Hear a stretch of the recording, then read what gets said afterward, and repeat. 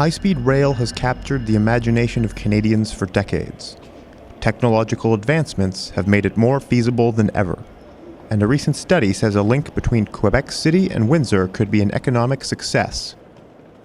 But policymakers still ask, is it worth the investment? What rail did during the kind of expansion and growth, right, of the West was if you got the rail, right, the town survived.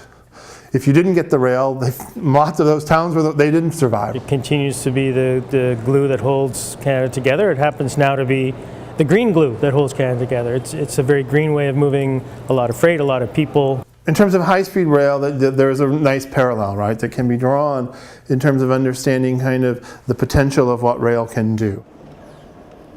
They have all the cities around there, and there's the cities they don't go to anymore.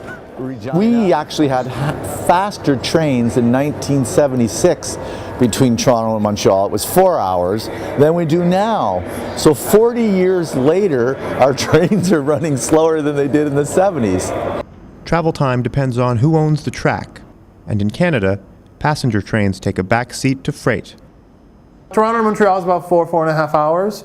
You could easily cut that in half with high-speed rail. There's higher speed and there's high speed.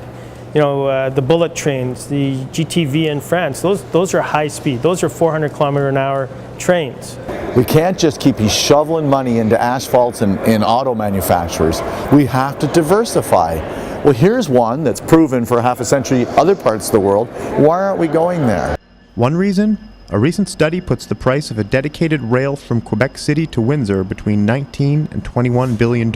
It's an important thing to keep pushing forward. It needs money to make it happen. It needs a white knight to make it happen. And there are so many competing needs for the same dollar today, then you've got to prove your business case that it's better than someone else's.